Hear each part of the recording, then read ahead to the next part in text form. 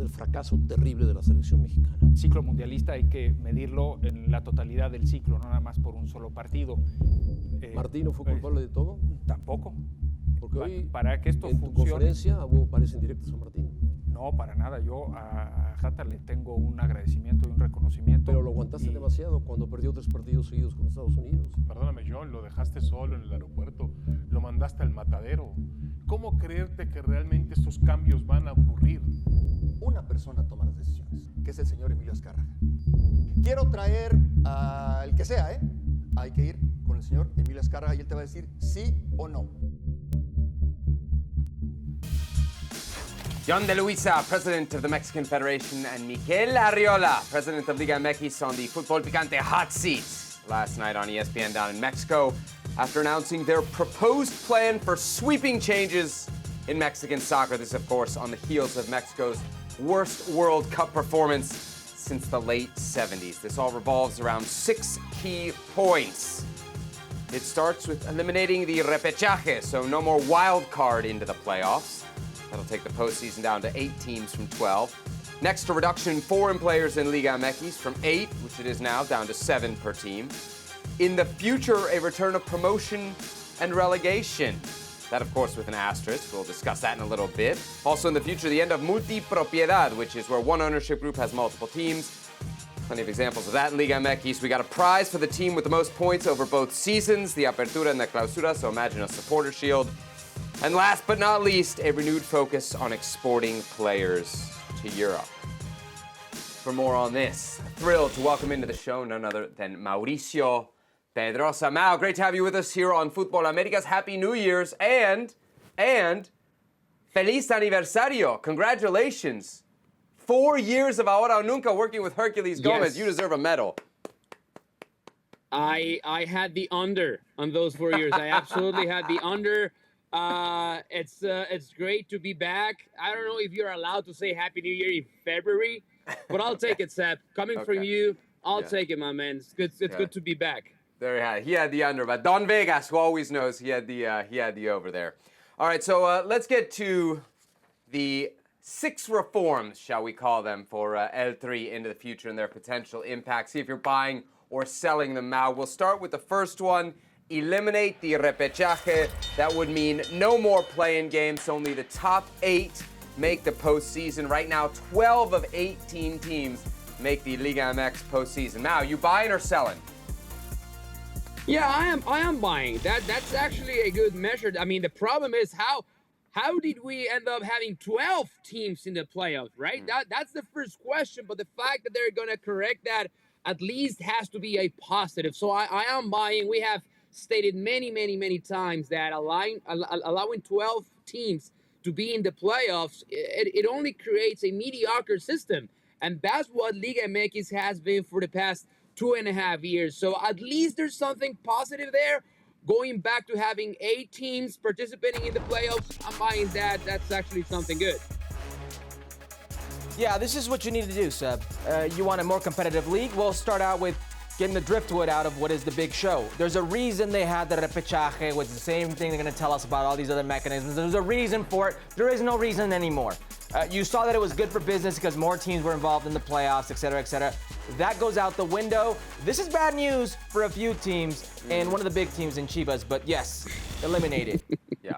I'm buying it because it's probably the easiest to implement, right? A lot of the things we're about to discuss are kind of pie in the skies, multi-step. This would seem pretty easy. We heard it from Jesus Gallardo, who talked about the relaxation, the relaxed atmosphere sometimes in Liga MX, which may have contributed to the national team's struggles at the World Cup. At this last World Cup, you had 16 of the 26 players on the Mexican national team in Liga MX, so obviously it's a huge impact there. I'm buying this. I'm buying this for sure. A more competitive Mexican player is better for a more competitive Mexican national team.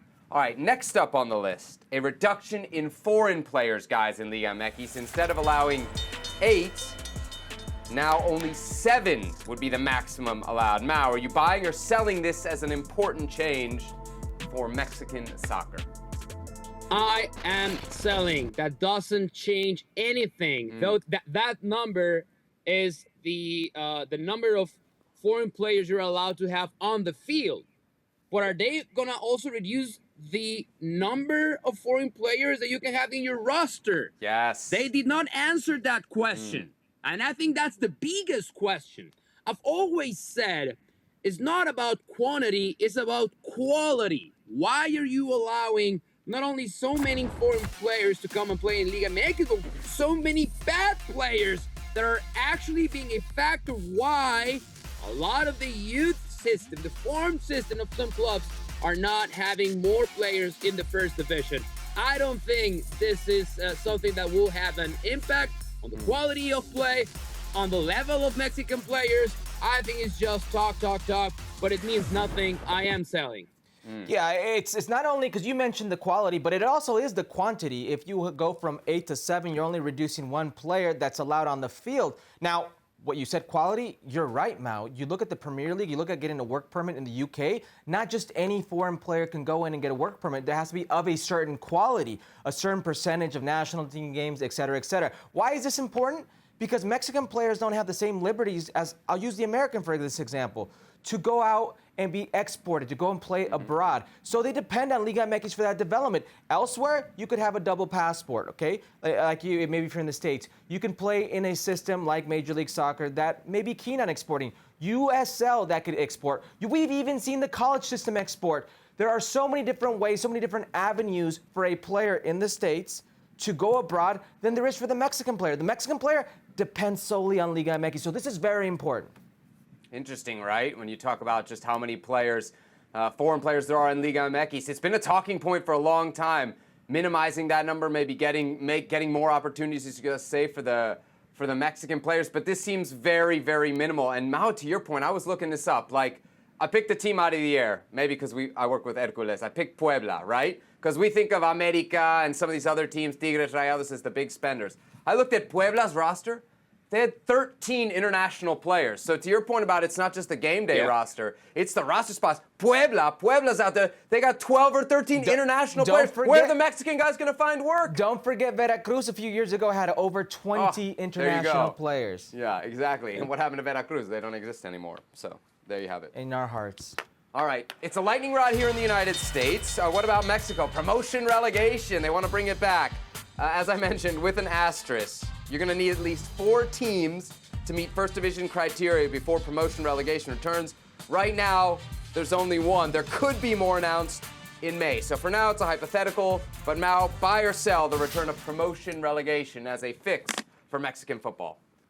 Oh, okay, I am buying the idea. This is a huge one. I am selling this strategy. I don't know how they're going to do it. Because for many, many years, Liga MX, the president, but also Federación Mexicana, the Mexican Soccer Federation, Yon de Luisa, they have told us repeatedly the level and the quality of the teams playing at La Liga de Expansión, which is the second tier division in Mexican professional soccer. Teams are not qualified to play in Liga MX in first division. So how is that going to change?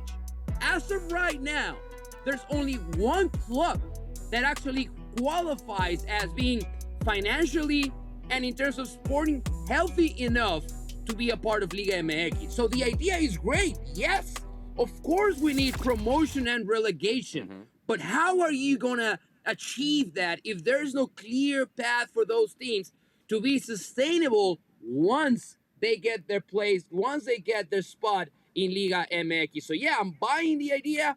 I'm selling the strategy. I don't think they have one so far. Let's be honest, it isn't promotion and relegation.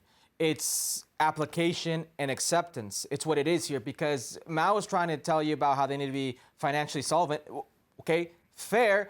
But then you have certain requisites of your stadium needs to be a certain capacity. You have to fill these things out. Your ownership has to be a certain way. You can't just win your way up. And the relegation Herc, are those part, bad things? Are those bad things, Herc? Are those minimum requirements bad things? well, hold on. Let the club decide if it's bad by how they do on the field. If you can be solvent enough to win your division and go up and stay up, you are solvent, right?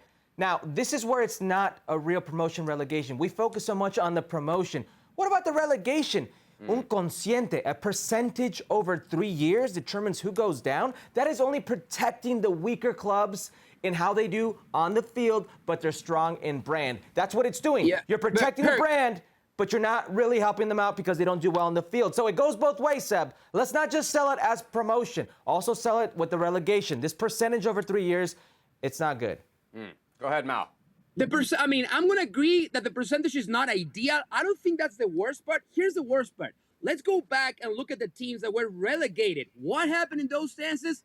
75% of the teams were sold, which means that they were left to a new owner who was not financially healthy enough Help 'em. to bring that team back They to do the first parachute division. payments So in that was the Premier big- League and the Championship. Help them. Exactly. And that's why I'm keep saying the idea is good. The strategy, not so good. I don't care how watered down it is, Herc. You know me. When it comes to promotion relegation, I am buying it. Bring that baby back. Mexico needs it. It'll spur investment, not just, I think, in Liga MX Expansión, the second division, which is more jobs, more opportunities for Mexican players, Mexican coaches. Obviously, you need that. But I think it's also going to spur more investment in the lower levels of Liga MX, in that top flight, right? And I think you could probably use that as well when you talk about complacency. We mentioned it with Jesus Gallardo. Probably some complacency in there with the owners as well. Let's talk ownership, right? Because Yon de Luisa and Mikel Arriola want to get rid of multipropiedad, right? You got one ownership group in charge of multiple teams. Plenty of examples of this right now in Liga MX, Pachuca, Santos, America, Xolos. Mal, how big a deal is this? Buy or sell? Oh my God, I've been going back and forth on this one, but I'm probably going to go rogue and say I'm actually selling. I'd rather have Grupo Orlegui owning 2 franchises, Grupo Pachuca owning 2 franchises, and being actually good owners, than to force them to sell the team.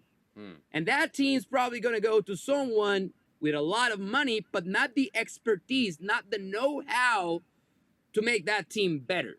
Probably the opposite. So, again, it's not ideal to have one owner controlling 2 clubs in the same division. I know it sounds bad, but for this case, Liga MX, I'd rather have those owners that have proven to be really good at what they do, owning 2 teams than probably having a new owner who has no idea. Now, we have the other side of the tortilla. There you go. Which is There you go.